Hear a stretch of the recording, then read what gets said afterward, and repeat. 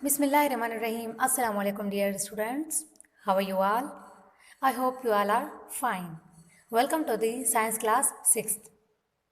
So, dear students, open your book page number 164. In today's lecture, we are going to start the topic chapter number 12 solutions. तो dear students पहले हम जो है solutions है इनको reading करते हैं इसकी, फिर समझते हैं. Solutions.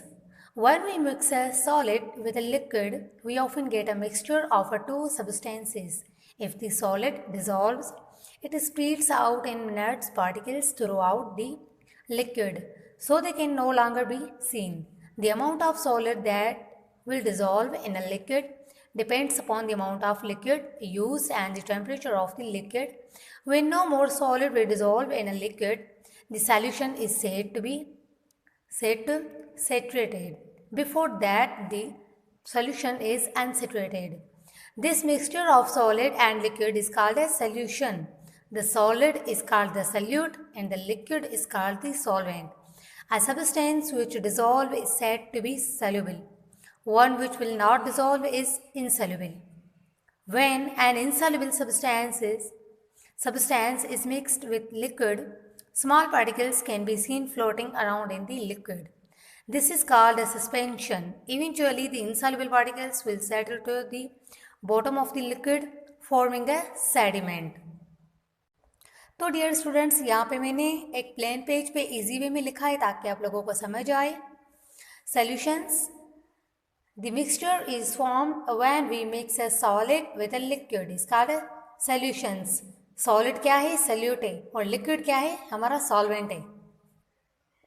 तो डियर स्टूडेंट्स, जब हम सॉलिड की बात करेंगे तो जिसको हम डिसॉल्व करने जा रहे हैं किसी लिक्विड में, याद रखिएगा कि उस सॉलिड का नाम होता है सल्यूट. ऐसा कोई भी सॉलिड जिसको हम लिक्विड के साथ मिक्स करने जा रहे हैं उसको हम कहेंगे सॉल्यूट.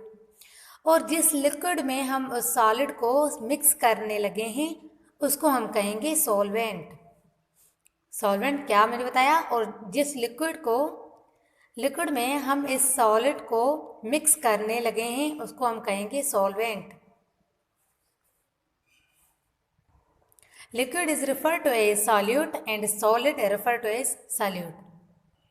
तो डियर स्टूडेंट्स, अब आते हैं सॉल्युबल और इनसॉल्युबल की तरफ. सॉल्युबल क्या है और इनसॉल्युबल क्या है. सॉल्युबल जो है, अब सॉलिड पार्टिकल्स जो हैं या तो वो सॉल्युबल होंगे मतलब वो पानी में डिसॉल्व करेंगे, या फिर वो इनसॉल्युबल होंगे मतलब वो पानी में डिसॉल्व नहीं करेंगे. वाटर जो है वो हमारा सॉल्वेंट है. वाटर को हम यूनिवर्सल सॉल्वेंट भी कहते हैं. नाउ अब आते हैं सॉल्यूशन और सस्पेंशन की तरफ. सॉल्यूशन क्या है. सॉल्यूशन, अगर सॉलिड पार्टिकल्स कंप्लीट डिसॉल्व कर जाते हैं इन अवर सॉल्वेंट तो मिक्सचर जो तैयार होगा उसको हम कहते हैं सॉल्यूशन. नेक्स्ट जो है वो सस्पेंशन, मतलब पार्टिकल्स जो है अगर डिसॉल्व नहीं करेंगे तो वही कंडीशन भी उसके साथ ही हो सकती है, सस्पेंशन. यहाँ पे भी हमने लिखा है सॉल्यूशन क्या है. Particles will completely dissolve in the liquid, मतलब सॉल्यूशन जो वो डिसॉल्व करेंगे, कंप्लीटली डिसॉल्व करेंगे, उसे हम सॉल्यूशन कहते हैं. Suspension, particles will settle down.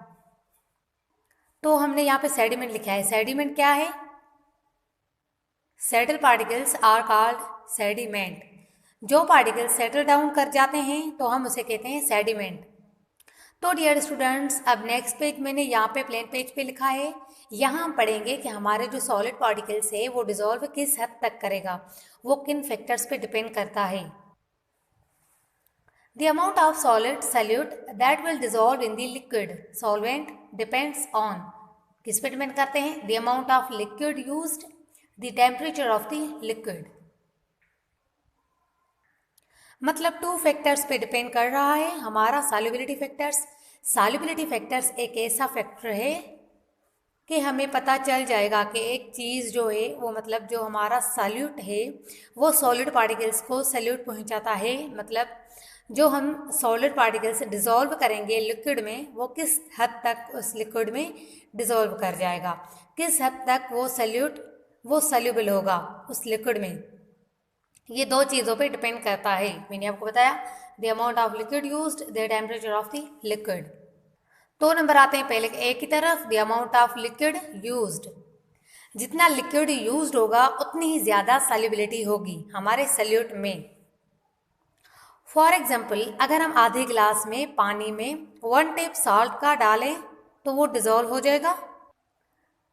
अब हम एक और 1 टेप सॉलिड का डालेंगे तो आपको नजर आएगा कि सॉलिड पार्टिकल्स, सॉल्ट पार्टिकल्स जो है नीचे सेटल डाउन करने लग गए हैं और अब हम डिजोल्व नहीं हो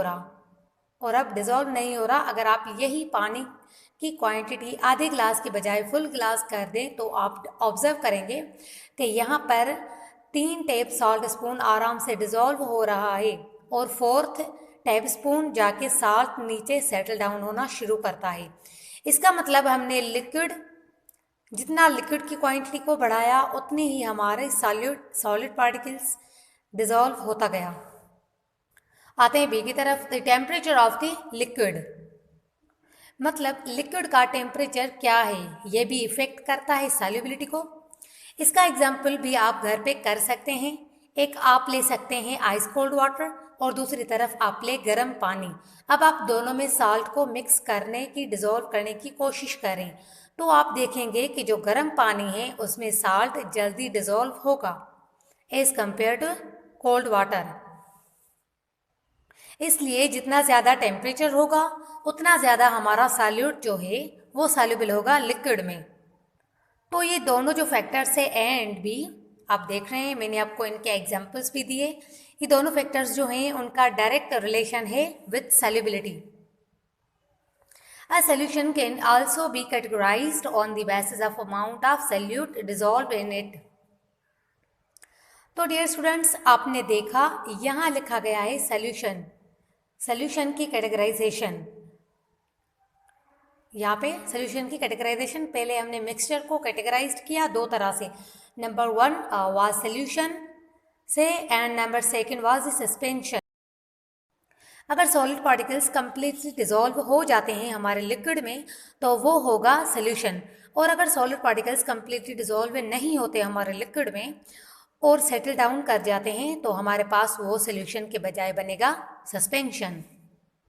अब जो सॉल्यूशन है इसको मज़ीद कैटेगराइज किया है 2 टाइप में, ये आप देख रहे हैं, सैचुरेटेड एंड अनसैचुरेटेड।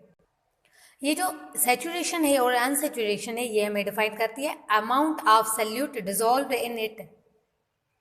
तो हम पढ़ते हैं यहाँ पे सैचुरेशन क्या है। When no more solute gets dissolve in the solvent it is called saturated. तो यहाँ पे क्या लिखा है, जो सैचुरेटेड सॉल्यूशन की एक पहचान ये है कि उसमें सॉलिड पार्टिकल्स डिजोल्व होना बंद कर जाएंगे और ये नीचे सेटल डाउन करने लग जाएंगे। आते हैं अनसैचुरेटेड की तरफ। When the solute is easily getting dissolve in the solvent, तो हमारा जो सॉल्यूशन होगा उसको हम कहेंगे अनसैचुरेटेड सॉल्यूशन। तो जब हमारा सॉल्यूट इजीली सॉल्वेंट में डिजोल्व हो रहा है तो ऐसे सॉल्यूशन को हम कहेंगे अनसैचुरेटेड सॉल्यूशन। तो डियर स्टूडेंट्स, आज हमने यहाँ पे सॉल्यूशंस को पढ़ा, उनके कुछ एग्जांपल्स हमने बताए। कुछ एग्जांपल्स के साथ हमने सॉल्यूशन को आज पढ़ा। नेक्स्ट क्लास में इंशाल्लाह हम चैप्टर को कंटिन्यू करेंगे। So dear students, open your book page 165। आप लोगों का आज का जो होमवर्क है टेस्ट योर सेल्फ, यहाँ पे आप देख रहे हैं, उसका question number 1, 2, 3 and 4। Question number 4 तक आप लोगों का होमवर्क है, ये एक पेज पे लिखकर मुझे व्हाट्सएप करना है, ये दिखाना है। ओके डियर स्टूडेंट्स, अपना बहुत सारा ख्याल रखिएगा। अल्लाह हाफिज़।